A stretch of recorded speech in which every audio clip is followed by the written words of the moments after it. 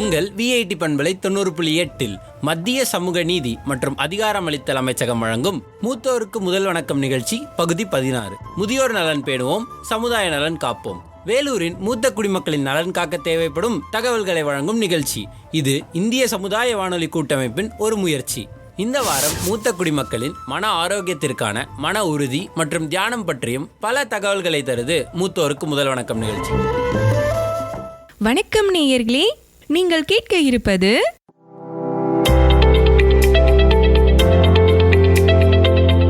மூத்தோருக்கு முதல் வணக்கம். இது மூத்த குடிமக்களுக்கான ஒரு சிறப்பு நிகழ்ச்சி. இந்திய அரசாங்கத்தின் சமூக நீதி மற்றும் அதிகாரமளித்தல் அமைச்சகம், இந்திய சமுதாய வானொலி கூட்டமைப்பு மற்றும் மாநில சமூக நலத்துறையோடு இணைந்து சமுதாய வானொலியில் ஒலிபரப்பாகும் நிகழ்ச்சிதான் மூத்தோருக்கு முதல் வணக்கம். இந்த நிகழ்ச்சி இந்திய அரசாங்கத்தால் வழங்கப்படும் மூத்த குடிமக்களுக்கான நலத்திட்டங்கள் குறித்த விழிப்புணர்வு நிகழ்ச்சியாகும். இதுவரை மூத்தோருக்கு முதல் வணக்கம் நிகழ்ச்சியில் 15 அத்தியாயங்கள் வாயிலாக மூத்த குடிமக்களுக்கான நலத்திட்டங்கள் குறித்து பல பயனுள்ள தகவல்களை தெரிந்து கொண்டு வருகிறோம். அந்த வகையில் இன்று 16வது அத்தியாயத்தில் மனநலம் காக்க ஒருங்கிணைப்பு மற்றும் தியானம் என்ற தலைப்பில் பல பயனுள்ள தகவல்களை நமக்கு பகிர்ந்துக்க காத்துட்டு இருக்காங்க தாத்தா பரத் மற்றும் பேத்தி லக்ஷ்மி. வாங்க என்ன சொல்றாங்கன்னு கேட்கலாம். அன்பார்ந்த நேயர்களுக்கு வணக்கம். மூத்தோருக்கு முதல் வணக்கம் எனும் மூத்த குடிமக்களுக்கான பயனுள்ள நிகழ்ச்சியின் 16வது அத்தியாயத்திற்கு உங்கள் அனைவரையும் அன்போடு வரவேற்கிறோம். நான் தான் உங்கள் லக்ஷ்மி மற்றும் என்னோட தாத்தா பரத். இந்த பேத்தி தாத்தா ஜோடி மூத்தோருக்கு முதல் வணக்கம் நிகழ்ச்சியில இந்திய அரசாங்கத்தின் மூத்தோர்களுக்கான நலத்திட்டங்களை பற்றி விளக்கமா வழங்கிக்கிட்டு வரோம். இதன் மூலமா மூத்தோர்களுக்கு ஆரோக்கியம், நிதி உதவி, உரிமை, அது மட்டும் இல்லாம ஆதரவு பெற்று வாழ உறுதுணையா இருக்கும். சரியா சொன்னீங்க தாத்தா. இந்திய அரசாங்கத்தின் மூத்த குடிமக்களுக்கான நலத்திட்டங்கள் குறித்த நிகழ்ச்சி நமது சமுதாய வானொலியில ஒளிபரப்புறாங்க. இந்த நிகழ்ச்சி மூத்த குடிமக்களின் வாழ்வாதாரத்தை மேம்படுத்துவதற்கான நிகழ்ச்சி. இப்ப காலம் ரொம்ப ரொம்ப மாறிடுச்சு. வேலைக்காக பிள்ளைங்க ஒரு இடத்துலயும் பெற்றோர்கள் வேற இடத்துலயும் இருக்காங்க. அப்படி தனிமையில இருக்க மூத்த குடிமக்கள் 3வது நபரை தான் நம்பி இருக்காங்க. சரியா சொன்ன லட்சுமி. மூத்தோருக்கு முதல் வணக்கம் நிகழ்ச்சி மூத்த குடிமக்களுக்கு ஆதரவாகவும் ஒரு துணையாகவும் இருக்கும். தாத்தா, மூத்தோருக்கு முதல் வணக்கம் நிகழ்ச்சியில இந்திய அமைச்சகத்தால் மூத்த குடிமக்களுக்கு கொண்டு வரப்பட்ட திட்டங்கள் பத்தி விளக்கமா பார்த்துட்டு வரோம்.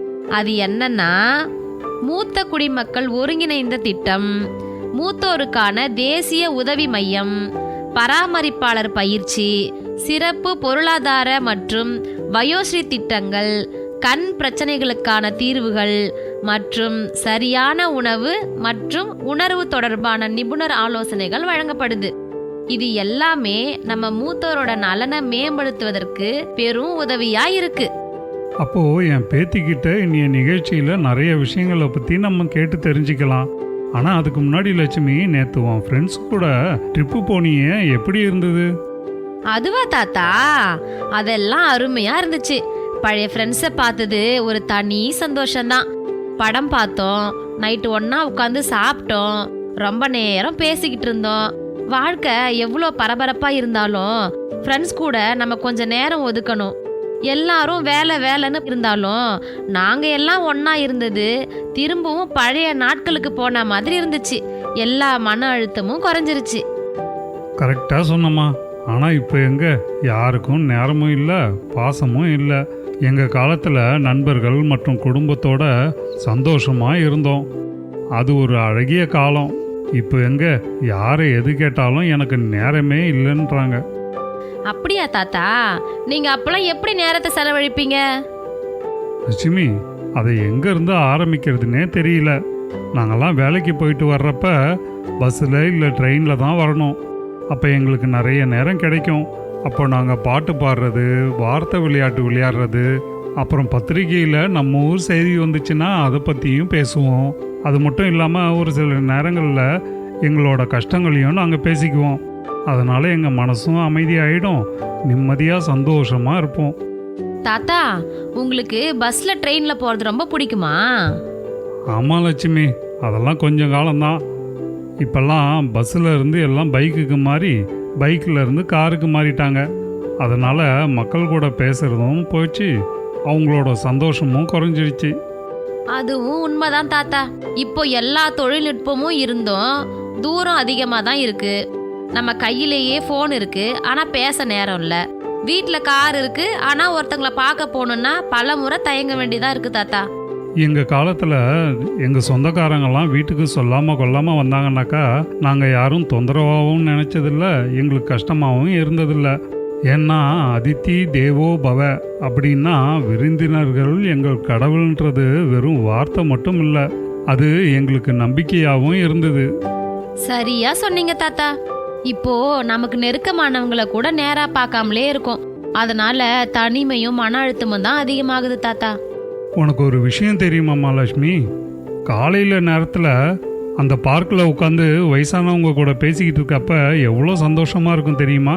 அந்த நேரமே போகிறது தெரியாது. ஆனால் அதுக்கப்புறம் வீட்டுக்கு வந்ததுக்கப்புறம் கூட யாருமே இல்லாமல், அதுவும் நமக்கு வேண்டியவங்க கூட இல்லைன்னா ரொம்பவே கஷ்டமாக இருக்கும். என்னதான் காசு பணம் இருந்தாலும் வசதி இருந்தாலும் நம்ம கூட பேசுறதுக்கு ஆள் இல்லைன்றப்ப ரொம்ப மன அழுத்தமாக ஆயிடும். தாத்தா, நீங்க சரியா சொன்னீங்க. தனிமை முதியவர்களுக்கு மன அழுத்தம் மட்டும் இல்லாம உடல் நலத்தையும் பாதிக்கும். எடுத்துக்காட்டா நோய் எதிர்ப்பு திறன் குறைவு, பசியின்மை, அப்புறம் உடல் உபாதைகளையும் உண்டாக்கும். ஆனா இதுக்கு ஒரு தீர்வு இருக்கு. அது நம்ம கலாச்சாரத்தோடையும் பழமையோடையும் இணைஞ்ச ஒண்ணு. ஓஹோ, நீ யோகா அப்புறம் மூச்சு பயிற்சியை பத்தி சொல்றியா? ஆமா தாத்தா. ஆனா அது மட்டும் இல்லாம தியானமும் இருக்கு. லட்சுமி, நம்ம கிட்ட பாரம்பரியமான பல பயனுள்ள விஷயங்கள் இருக்கு. ஆனா அதை நம்ம வாழ்க்கையில பயன்படுத்துறதுக்கு மறந்து போயிடுறோம். தாத்தா, உங்களுக்கு தெரியுமா, முதியவர்களின் உளவியல் அழுத்தம்னு சொல்ற டிப்ரெஷன் அவங்களோட உடல் நலத்தை பல வகையில பாதிக்கும். ஆனா இதுக்கு ஒரு நல்ல தீர்வும் இருக்கு.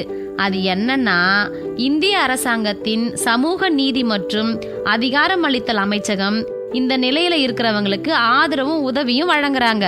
பிள்ளைகள் வேலைக்காக வெளியூர்ல இருக்கிறது அல்லது வாழ்க்கை துணை மரணம், இது மாதிரி காரணத்தால வரும் தனிமை ரொம்ப கஷ்டமானது. அந்த சமயத்துல இந்த அமைச்சகம் அவங்களுக்கு சமூக சேவையாக இலவச ஆலோசனைகளை வழங்குறாங்க. என்னது ஆலோசனையா? அது எப்படி லட்சுமி மன அழுத்தத்தையும் தனிமையையும் போக்கும்? தாத்தா, நீங்க இப்படி கேப்பீங்கன்னு எனக்கு தெரியும். உங்க சந்தேகத்துக்கு தீர்வளிக்க தான் உளவியல் வல்லுனர் நம்ம நிகழ்ச்சிக்கு வந்திருக்காங்க. அவங்க என்ன சொல்றாங்கன்னு இப்போ நம்ம கேட்போமா?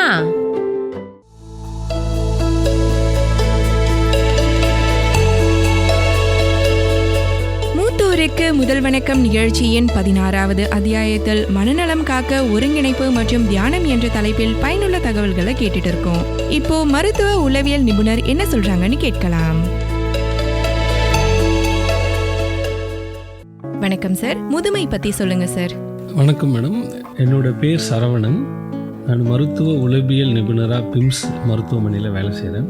முதுமைன்றதை பற்றி ஒரு துறையில் இருக்கிறவங்க ஒரு மாதிரி சொல்லுவாங்க மேடம். நாங்கள் இந்த உளவியல் ரீதியாக சொல்லணும் அப்படின்னா 60 வயதுக்கு மேலே இருக்கிறவங்களுக்கு இந்த முதியவர்கள் அப்படின்ற மாதிரி, சில இடங்களில் பார்த்திங்கன்னா அவங்களோட ரிட்டையர்மெண்ட்டுக்கு அப்புறம் அப்படின்னு சொல்லுவாங்க.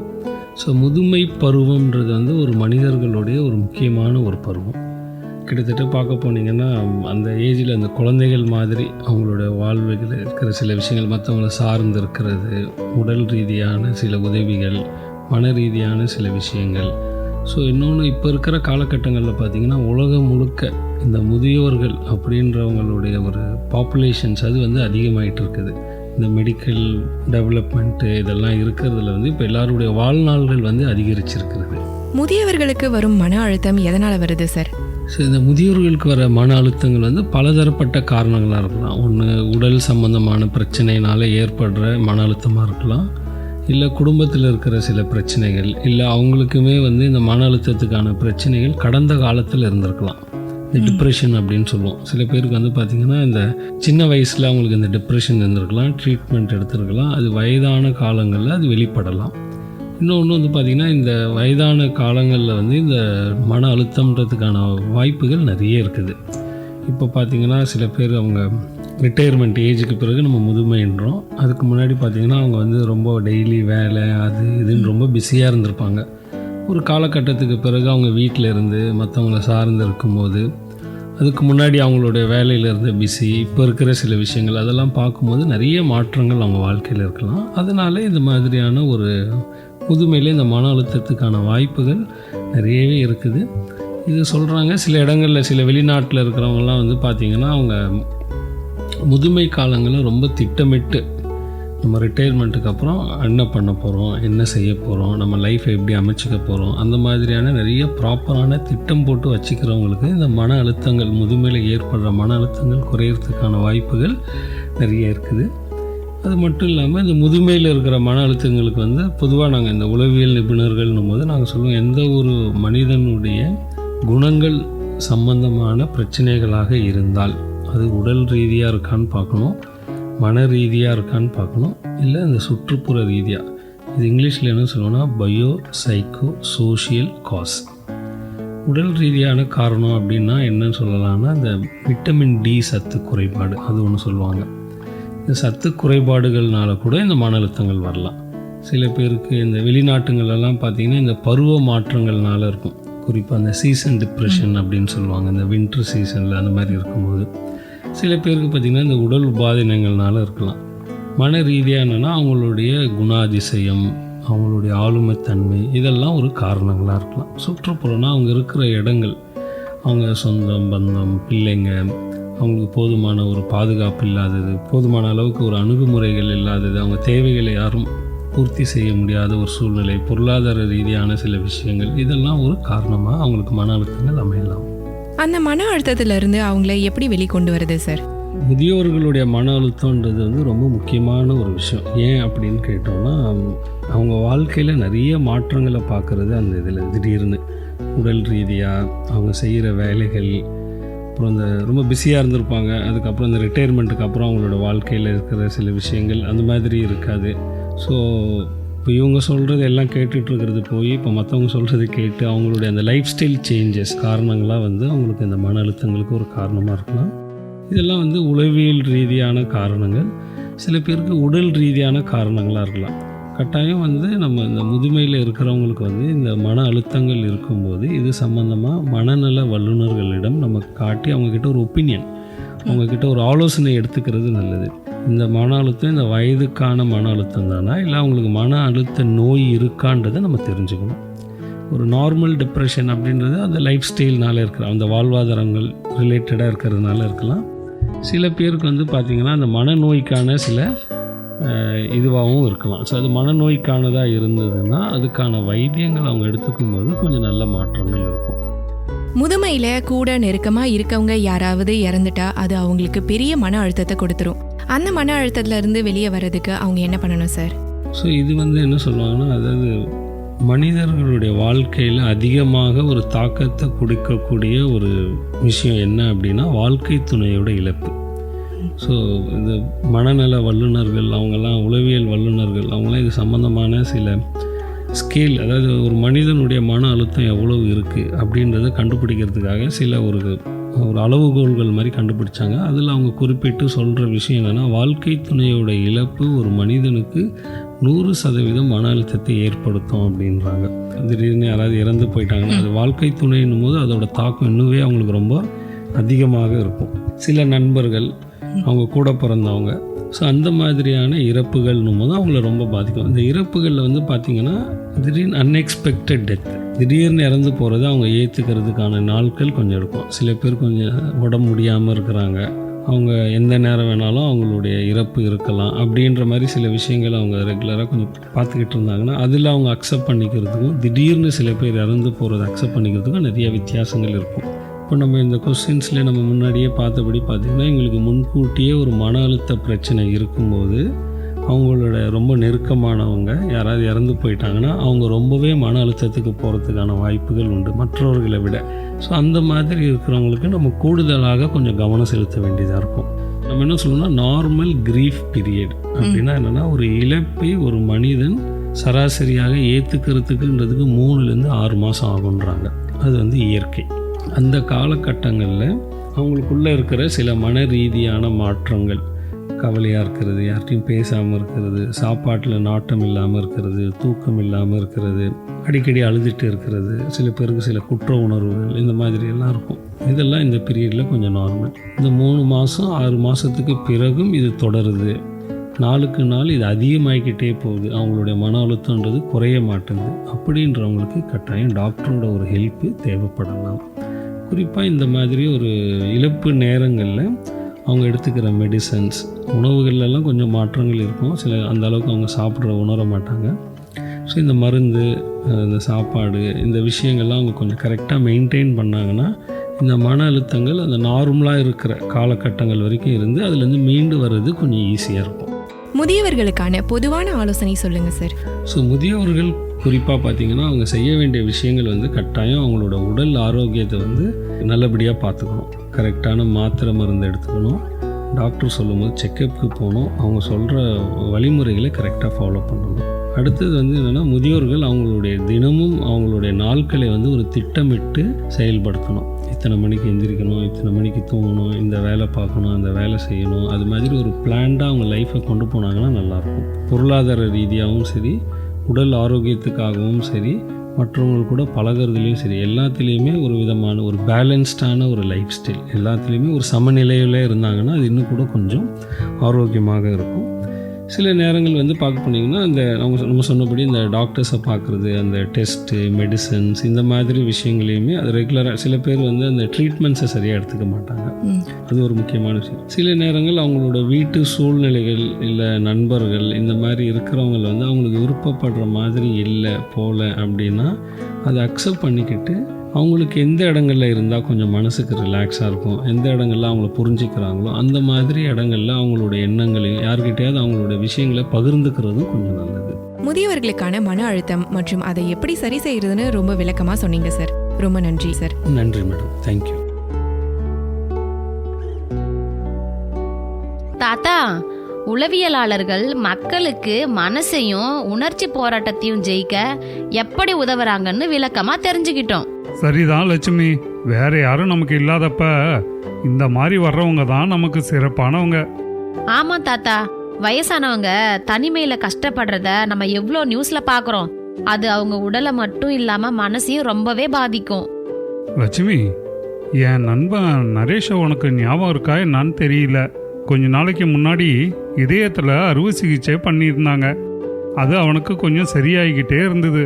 ஆனால் அதுக்குள்ளே அவங்க பசங்களுக்கு வெளிநாட்டில் வேலை கிடைச்சி வெளியூருக்கு போயிட்டாங்க. அவன் வீட்டில் தனிமையில் இருந்ததுனால அவனுக்கு மன அழுத்தம் அதிகமாகி அவன் உடம்ப ஒழுங்காக கவனிச்சிக்காமல் விட்டுட்டான். அவனுக்கு பசி இல்லாமல் போய் சாப்பாடும் ஒழுங்காக சாப்பிடாம விட்டுட்டான். அதனால் அவனுக்கு மேலும் உடம்பு ரொம்ப சரியில்லாமல் ஆயிடுச்சு. ஆனால் அப்போவே இந்த மாதிரி திட்டம்னு ஒன்று இருந்தது தெரிஞ்சிருந்தா அவனுக்கு சொல்லி சீக்கிரமாகவே குணமடைய வச்சிருக்கலாம். உனக்கு ஒரு விஷயம் தெரியுமா லட்சுமி, இப்போ அவன் அவங்க பிள்ளைங்களோட வெளிநாட்டில் தான் இருக்கான்.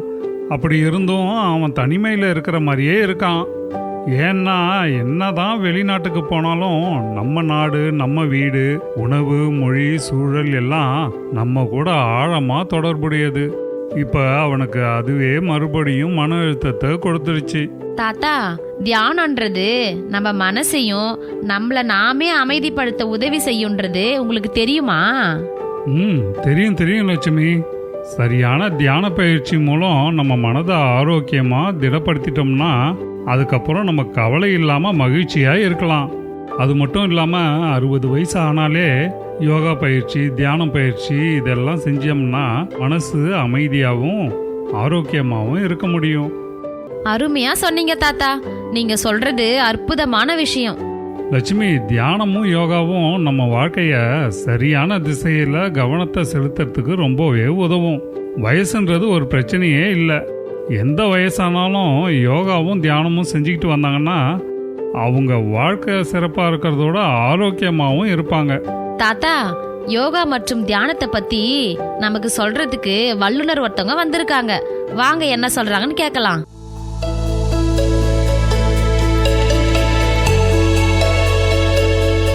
மூத்தோருக்கு மூத்தோருக்கு முதல் வணக்கம் நிகழ்ச்சியின் 16வது அத்தியாயத்தில் மனநலம் காக்க ஒருங்கிணைப்பு மற்றும் தியானம் என்ற தலைப்பிலான நிகழ்ச்சிக்காக யோகா மற்றும் தியான நிபுணர் இணைஞ்சிருக்காங்க.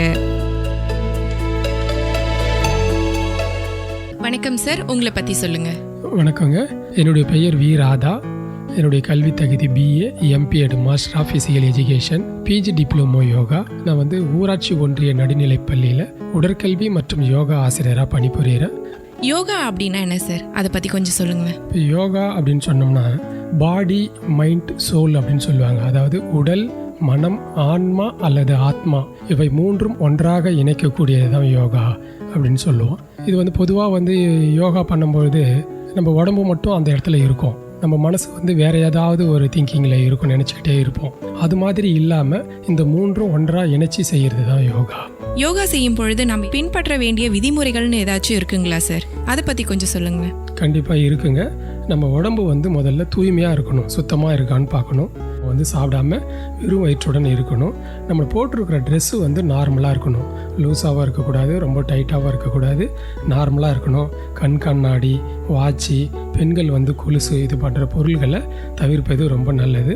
நம்ம யோகா பயிற்சி செய்யக்கூடிய இடம் ரொம்ப தூய்மையான இடமா இருக்கணும், காற்றோட்டம் உள்ள இடமா இருக்கணும், அமைதியான இடமா இருக்கணும். அதுக்கு பிறகு யோகா மேட்டு போட்டு நம்ம யோகா செய்யணும். அப்படி போன்ற வசதி இல்லாதவங்களாம் நம்ம வீட்டில் பயன்படுத்துகிற பாய், பெட்ஷீட்டு இது மாதிரி அதை போட்டு அது மேலே நம்ம அமர்ந்து யோகா பயிற்சி மேற்கொள்வது நல்லது. யோகாசனம் மனநலத்திற்கும் உடல் நலத்திற்கும் என்ன மாதிரியான பயன்களை தரும் சார்?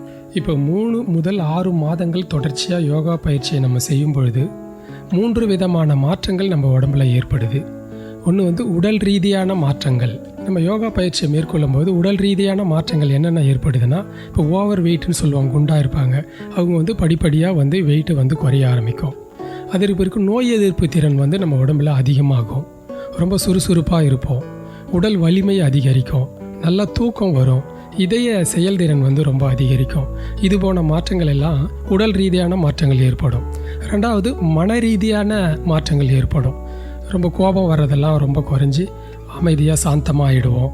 நல்லது எது கெட்டது எதுன்னு சிந்திக்கும் திறன் அதிகரிக்கும். விட்டு கொடுக்கும் மனப்பான்மை நமக்கு கிடைக்கும். மன வலிமை அதிகரிக்கும். எதையும் நம்மளால் சாதிக்க முடியும் அப்படின்ற ஒரு மன வலிமை அதிகரிக்கும். மூன்றாவது பார்த்திங்கன்னா உடல் ரீதியான வேதியியல் மாற்றங்கள் ஏற்படும்.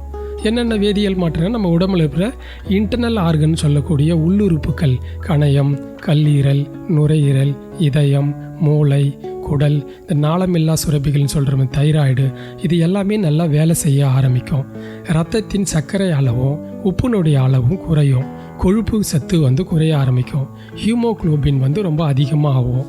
இதெல்லாம் நம்மளுக்கு ஏற்படுறதுனால தூய்மை, சந்தோஷம், நினைப்பதை அடைதல், நம்மை பற்றி நாமே தெரிந்து கொள்ளுதல், நம்மக்கிட்ட என்ன ப்ளஸ் இருக்குது என்ன மைனஸ் இருக்குதுன்னு நாமளே தெரிஞ்சு கொள்ளுதல். ஜென்ரலாக சொல்லப்போனால் என்ன பயன் அப்படின்னு சொன்னான்னா, உடம்புல வளையும் தன்மை ஏற்படும், எலும்புகள், நரம்புகள், தசைகள்லாம் பலமாகும், இரத்த ஓட்டங்கள் சீராக இயங்கும், நினைவாற்றல் அதிகரிக்கும், இப்படின்னு நிறைய சொல்லிட்டு போனோம். ஆனால் முறைப்படி நம்ம சொல்லணும்னா 3 விதமான மாற்றங்கள். ஒன்று உடல் ரீதியான மாற்றங்கள், மன ரீதியான மாற்றங்கள், உடல் ரீதியான வேதியியல் மாற்றங்கள். இந்த 3 மாற்றம் நிகழும்போது உடல் முழுமையாக நம்மளுக்கு குணமாகும். பொதுவாகவே முதியவர்களுக்கு உடல்நல குறைவு இருக்கும். அப்படி இருக்கும் பொழுது அவங்க எந்த மாதிரியான யோகாசனம்லாம் செய்யலாம் சார்? இப்போ முதியோர்களுக்கு உடல்நல பிரச்சனை அப்படி இருக்குன்னா என்ன பிரச்சனை அப்படின்னு முதல்ல நம்ம கண்டறியணும். ஃபார் எக்ஸாம்பிள் IBP இருக்குன்னு வச்சிங்களேன், உயர் ரத்த அழுத்தம் அப்படி இருக்குன்னா சவாசனம் அப்படி செய்யலாம். இது முதியோர்களுக்கு ரொம்ப எளிமையாக செய்யக்கூடியது, குனிஞ்சு நிமிந்தெல்லாம் செய்ய முடியாது. அவங்களுக்கு உடல்நிலை குறைவு இருக்கும்போது சவாசனம் செய்யலாம். சவாசனம் எப்படி செய்யறது அப்படின்னா, ஒரு பாயை அல்லது யோகா மேட்டை போட்டு நம்ம கீழே படுத்து சூரியனை பார்க்குற மாதிரி கீழே படுத்து தலையெல்லாம் நேராக வச்சு காலில் இருந்து தலை வரைக்கும் ரத்த ஓட்டங்கள்லாம் சீராக எல்லா இடத்துக்கும் போகிற மாதிரி நம்ம படுக்கணும். கால்லாம் கீழே தரையில் படுற மாதிரி போட்டு கையெல்லாம் நல்லா தரையில் வச்சு விரல்கள்லாம் நீட்டி கண்ணை மூடி ஸ்லோவாக நம்ம மூச்சை உள்ளே இழுத்து ஸ்லோவாக வெளியில் விடணும். இது மாதிரி ஒரு 10 நிமிடம் 15 நிமிடம் இது மாதிரி நம்ம செஞ்சோம்னா இந்த உயர் ரத்த அழுத்தம் நம்ம குறைய ஏற்படும். அதுக்கு பிறகு பத்மாசனம் செய்யலாம். இது மாதிரி நம்ம என்ன பிரச்சனை அப்படின்னு பார்க்கணும். ஃபார் எக்ஸாம்பிள் லோ பிபி இருக்குது, யோக முத்ரா செய்யலாம், வஜ்ராசனா செய்யலாம். தலைவலி இருக்குது, கோமுகாசனம் செய்யலாம். இது மாதிரி முதல்ல என்ன பிரச்சனை அப்படின்னு சொல்லி நம்ம கண்டறியணும். அதுக்கு பிறகு நம்ம முதியவர்கள் என்றதுனால மெடிடேஷன் செய்யலாம், தியானம் செய்யலாம், முத்ரா செய்யலாம். முத்ரா பொதுவாக 3 விஷயங்களை நம்ம பயன்படுத்துகிறோம். டான்ஸுக்கு பயன்படுத்துவோம், பூஜை நேரத்தில் பயன்படுத்துவோம், யோகாவில் பயன்படுத்துவோம். இந்த முத்திரைகள் மூலமாக வயதானவர்களுக்கு குனிஞ்சு நிமிர்ந்து யோகா பயிற்சியை செய்ய முடியாது என்பதற்காக முத்திரைகள் மூலமாக நம்ம அவங்க உடம்பை ஆரோக்கியமாக வச்சுக்கலாம். இப்போ வயதானவங்க, எனக்கு வாயு பிரச்சனை இருக்குது, தொல்லை இருக்குது, எனக்கு மாறுலாம் வலிக்கு, இடுப்புலாம் வலிக்கு, கை காலெலாம் பிடிக்கிற மாதிரி இருக்குது, அது மாதிரி பிரச்சனை உள்ளவங்க நம்ம வாயு முத்திரை செய்யலாம். எளிமையாக நேராக உட்காந்து கண்களை மூடி முதுகு தண்டெல்லாம் நேராக வச்சு ஆள்காட்டி விரலை கட்டை விரல்னு கீழே வைத்து கட்டை விரல் அது மேலே ரொம்ப அழுத்தம் கொடுக்காம மீடியமாக வச்சுக்கிட்டு மற்ற 3 விரலை நேராக நீட்டணும். நீட்டி கொஞ்சம் நேரம் ஒரு 10 நிமிஷம் 15 நிமிஷம் அமைதியாக உட்காரணும். முதல்ல 5 நிமிடம் தொடங்கி 20 நிமிடம் வரைக்கும் நம்ம இதை செய்யணும். இது வாயு முத்திரை. இது தொடர்ச்சியாக நம்ம செய்யும்போது நம்ம உடம்பில் உள்ள வாயு பிரச்சனைகள் எல்லாம் தீரும். அதனால் முதியவர்களுக்கு என்ன பிரச்சனை அப்படின்னு நம்ம தெரிஞ்சுக்கொண்டு அதுக்கு தகுந்த மாதிரி நம்ம யோகா பயிற்சியை செய்தால் ரொம்ப நல்லாயிருக்கும். முதியவர்களுக்கு மன அழுத்தத்தில் இருந்து வெளிவரதுக்கு அவங்க என்ன மாதிரியான யோகாசனம்லாம் செய்யலாம்? இன்றைக்கு ரொம்ப முக்கியமான கேள்வி இருக்கிற சூழ்நிலையில் இன்றைக்கு உடல் நோய்க்கு சரிசமமாக உளவியல் நோய் இன்றைக்கு அதிகரிச்சிட்டு இருக்கு. எந்நேரமும் ரொம்ப பரபரப்பாக ஓடிக்கொண்டே இருக்கிறோம், ஏதாவது நினச்சிக்கிட்டே இருக்கிறோம், தூக்கம் இல்லாமல் இருக்கிறோம். இது போன்ற விஷயங்கள் எல்லாம் நம்ம மன அழுத்தம் ரொம்ப ஏற்படுது. இந்த மன அழுத்தத்திற்கு நம்ம அதிலிருந்து விடுபடணும் அப்படின்னு சொன்னால் மெடிடேஷன், தியானம் செய்யணும். தியானம் மூலயமா நம்ம மன அழுத்தத்தை முற்றிலும் நம்ம குறைக்கலாம். இந்த தியானம் செய்யும்பொழுது பத்மாசனத்தில் அமர்ந்து செய்யலாம், வஜ்ராசனத்தில் அமர்ந்து செய்யலாம், சுகாசனா, சித்தாசனா, இது மாதிரி ஆசனங்களில் நம்ம அமர்ந்து செய்யலாம். சில நேரம் பெரியவங்க பத்மாசனாவில் உட்கார முடியும்னா வலது காலை மேலே எடுத்து போட்டு அதுக்கு பிறகு இடது காலை மேலே எடுத்து போடும்பொழுது இடுப்பெல்லாம் ரொம்ப பெயின் ரொம்ப அதிகமாக இருக்கும், வலி அதிகமாக இருக்கும். அது மாதிரிலாம் பெயின் இருக்கிறவங்க எந்த காலையும் எடுத்து மேலே தேவையில்லை. சாதாரணமாக வீட்டில் உட்காந்து நம்ம சாப்பிட்றதுக்கு எப்படி உட்காரமோ சமணங்கால் போட்டு நம்ம இந்த பத்மாசனத்தில் உட்காரலாம். பத்மாசனாவில் அமர்ந்து செய்யும்பொழுது 2 கையுமே சின்முத்ராவை நம்ம பயன்படுத்தணும். கட்டை விரலும் ஆள்காட்டி விரலும் நகம் படாதவாறு விரல்களை நம்ம வட்டத்தை உருவாக்கி மற்ற 3 விரல்களை நம்ம நேராக்கி 2 கையுமே நம்ம சின்முத்ராவில் முட்டிக்கு மேலே வச்சு முதுகு நேராக வச்சு கண்களை மூடி ரொம்ப அமைதியாக slow breathe in and slow breathe out அப்படின்னு சொல்லுவாங்க. மெல்ல மூச்சை இழுத்து மெல்ல மூச்சை வெளியில் விடணும். இது செய்யும்போது கவனம் நம்ம சுவாசத்தில் இருக்கணும். இது மாதிரியான பத்மாசனா, வஜ்ராசனா, சுகாசனா, சித்தாசனா, இது மாதிரி அதனால் ஒரு ஆசனத்தில் அமர்ந்து நம்ம மெடிடேஷன் பண்ணலாம். இது முதல்ல 3 நிமிடம், 5 நிமிடம், 10 நிமிடம் அப்படின்னு நேரத்தை படிப்படியாக நம்ம அதிகரிச்சுக்கிட்டே போகணும். கவன சிதறல் இருக்கக்கூடாது. இது மாதிரி ஒரு பயிற்சியை நம்ம செஞ்சோம்னா இந்த மன அழுத்தத்திலிருந்து நம்ம விடுபடலாம். யோகா குறித்து பல பயனுள்ள தகவல்களை வழங்கியதற்கு ரொம்ப நன்றி சார். நன்றிங்கம்மா. தாத்தா, யோகாவும் தியானமும் வாழ்க்கைய சரியான பாதையில வச்சுக்க எவ்வளோ முக்கியம்னு பாத்தீங்களா? நம்ம மனசும் எண்ணமும் அமைதியா இருந்தாலே நம்ம வாழ்க்கை சிறப்பா இருக்கும். சூப்பர் லட்சுமி, வர வர தத்துவ ஞானி போலேயே பேசுற நீ. பரவாயில்ல, என் பேத்தி பெரிய பேச்சாளர் ஆயிட்டான்னு நினைக்கிறேன். தேங்க்ஸ் தாத்தா. நம்ம நேயர்கள் இன்னைக்கு மூத்தோருக்கு முதல் வணக்கம் நிகழ்ச்சி மூலமா தெரிஞ்சுக்கிட்ட தனிமைக்கு சிறந்த துணை யோகா மற்றும் தியானம்ன்ற தகவலை அவங்களுக்கு தெரிஞ்சவங்களுக்கெல்லாம் சொல்லுவாங்கன்னு நம்புறேன். உடனே நான் என் நண்பர்கள் எல்லாரையும் கூப்பிட்டு இந்த நல்ல விஷயத்த சொல்லணும். ஏன்னா இது எல்லாருக்கும் இந்த பிரச்சனை இருக்கு, ஆனா அதை பத்தி பேசுறதே இல்லை. இப்போ அப்படி கிடையாது. ஏன்னா இப்பதான் இந்த மன அழுத்தத்தை சரி செய்யறதுக்கான வழி தெரிஞ்சிடுச்சு இல்லையா? தாத்தா, இப்போ அவங்களுக்கான அரசு திட்டங்களை பத்தி சொல்லலாமா? சரி, உங்களுக்கு அந்த அரசு திட்டம்லாம் ஞாபகம் இருக்கா? ஆமா, எனக்கு நல்லா ஞாபகம் இருக்கு. மூத்தோர்களுக்கான ஒருங்கிணைந்த திட்டம், அதாவது IPSRC. இந்த முயற்சி மூத்தவர்களின் சமூக, உடல்நிலை மற்றும் மனநிலைகளின் தேவைகளை பூர்த்தி செய்யும் ஒரு முழுமையான அணுகுமுறையை கொண்டுள்ளது. இது உடல்நல சேவைகள், பொழுதுபோக்கு நடவடிக்கைகள் மற்றும் சமூக ஒத்துழைப்பை ஊக்குவித்து முதியோர்களுக்கு ஒரு நிறைவான வாழ்க்கையை உறுதி செய்ய உதவுகிறது. மூத்தவர்களுக்கான உதவி தொலைபேசி எண் 145567. இந்த உதவி தொலைபேசி மூத்தவர்களுக்கு உடனடி உதவியை வழங்குகிறது. அவர்கள் சட்ட உதவி, உடல்நல சேவைகள் அல்லது அவசர உதவிகள் ஆகியவற்றை வழங்குறாங்க. மூத்தவர்கள் காலை 8 மணி முதல் இரவு 8 மணி வரை எந்த நேரத்திலும் இந்த எண்ணை அழைத்து ஆதரவை பெறலாம். முதியவர்களுக்கு பராமரிப்பாளர் பயிற்சி திட்டம். முதியவர்களுக்கு சரியான பராமரிப்பு வழங்க திறமையான பராமரிப்பாளர்கள் தேவை. இந்த திட்டம் முதியவர்களுக்கு உடல், மனம் மற்றும் உணர்ச்சி ஆதரவை வழங்குவதற்கான பயிற்சிகளை தனிநபர்களுக்கு வழங்குகிறது. அவர்களுக்கு சிறந்த பராமரிப்பு கிடைக்குமாறு உறுதி செய்கிறது. மூத்த பராமரிப்பு முதுமை வளர்ச்சி இயந்திரம் SAGE. இந்த முயற்சி முதியவர்களுக்கு சேவைகள் மற்றும் தயாரிப்புகளின் புதிய வாய்ப்புகளை உருவாக்குகிறது. SAGE மூலமாக தனியார் மற்றும் அரசாங்க நிறுவனங்கள் முதியவர்களின் தேவைகளை பூர்த்தி செய்யும் சிறந்த வசதிகளை உருவாக்க ஊக்குவிக்கின்றன. ராஷ்டிரிய வயோஸ்ரீ யோஜனா, அதாவது RVY. இந்த திட்டத்தின் கீழ் பொருளாதாரத்தில் நலிவடைந்த மூத்த குடிமக்கள் இலவச உதவியை பெறுகிறார்கள். கண்ணாடிகள், செவிப்புலன் கருவிகள் மற்றும் நடைப்பயிற்சி சாதனங்கள் ஆகியவற்றை பெறுகிறார்கள். இதனால் அவர்கள் சுயமாகவும் வசதியாகவும் வாழ முடிகிறது. கண்புரை அறுவை சிகிச்சை திட்டம். முதியவர்களில் பரவலாக காணப்படும் பிரச்சனையான கண்புரை தீர்க்க இலவசம் அல்லது மலிவு விலையில் கண்புரை அறுவை சிகிச்சைகள் வழங்கப்படுகின்றன. இது முதியவர்களுக்கு அவர்களின் பார்வையும் வாழ்க்கையின் தரத்தையும் மீண்டும் பெற உதவுகிறது. முதியவர்களுக்கு பராமரிப்பிற்கான உரிமை. இந்திய அரசு முதியவர்களுக்கு அவர்களது குடும்பத்தினரால் பராமரிக்கப்படுவதற்கான உரிமையை உறுதி செய்துள்ளது. குடும்பம் இந்த பொறுப்பினை பூர்த்தி செய்யாவிட்டால் முதியவர்கள் அவர்களது உரிமைகளை பெற சட்ட உதவியை நாட முடியும்.